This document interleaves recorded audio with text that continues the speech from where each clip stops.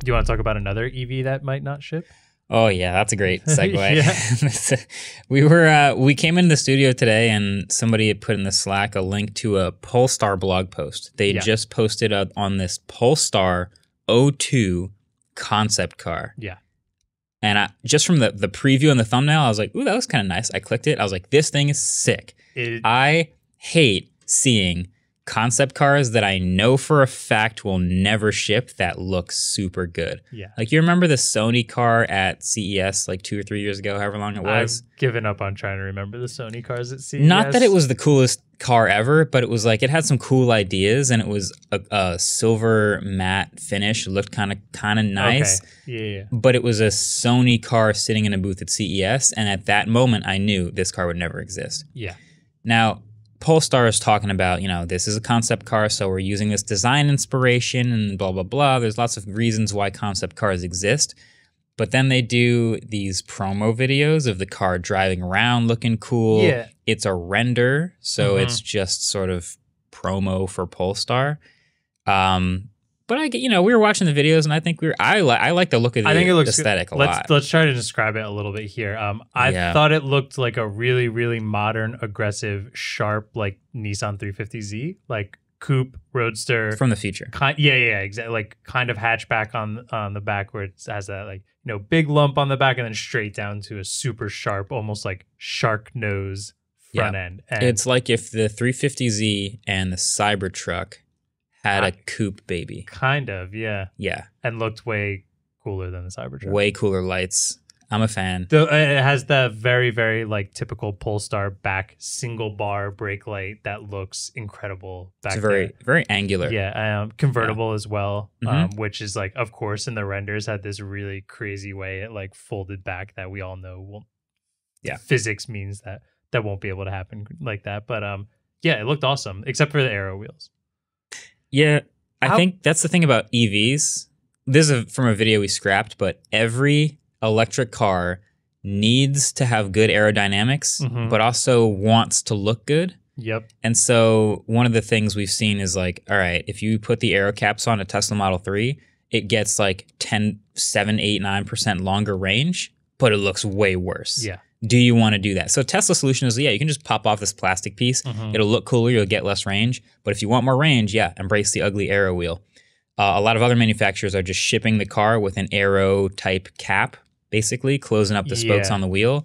The Taycan Cross Turismo we're testing right now has a bunch of black plastic over a lot of the wheel. I think the Taycan is my favorite aero wheel so far, just because it kind of makes it look like a normal rim, and kind of when it gets dirty, you can obviously tell there's a lot of space taken up in the middle. I would say this being your favorite is also the least efficient aero rim. Exactly. So, Polestar was trying to do an aero wheel of the future, and it kind of looks like just a big plus sign the way they did their cutout. It's like the PlayStation X button. Exactly. Yeah. Yeah. It looks terrible, but it's a concept. I think in black it would look fine. I think it would look okay in black. Yeah. I don't know. It looks bad. But anyways, to the fun part of the video. Yeah. Well, okay. So we're watching the video in the studio, and then we see, it's kind of like it's driving through this rendered Mojave Desert looking type thing, but then a drone flies over the back, and we see a shot of oh, wow, they're in the future. They're even rendering in a drone to fly over the car. Yeah, I thought it was kind of extra effort put in so people would wonder more if it's a render or real life, because why in a render would you put a drone flying over the back? Oh, we accidentally got the drone in the shot from a different shot. A real car. Yeah. Then we scroll down on the page, and at the bottom of the page, they detail that this car has a drone built into it. Yeah. And it's specifically built in to take off from the back of the car, get cool shots of the car as you're driving, and then land back on the car. It even has it showed a top down of the car, and it has this line straight down the middle of the rear trunk. They made a whole video about this. Yeah, and I was like, oh, is that just a interesting design choice? I think it might have had the Polestar logo up there. And then that's the track for the drone to pop out of this little corridor and slide down the track and then take off behind it. Yeah. So I don't know. I thought that was somebody in a boardroom was yo, all these car videos, we always have drone shots. what if it was built into the car? Oh yeah, concept car of the future should definitely have a drone built in. And then they went over the top and they like made this track down the middle of the back of the car. And there's a software UI on the screen of the car, which lets you, I guess, sort of just position the drone in relative space around the car on the screen, and it just gets there and gets the POV shot of the car.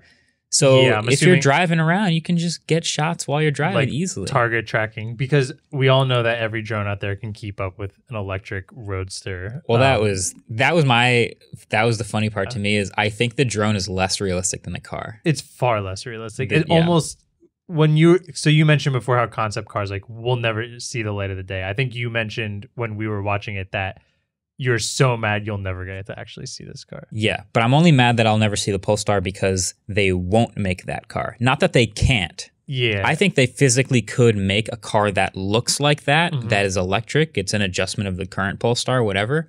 But it just wouldn't sell very much because it's doesn't have great rear visibility, not a lot of space. Not everybody wants an expensive 4-door coupe with a convertible. It's like, oh, they wouldn't make it, but they could if they wanted to. Just checking.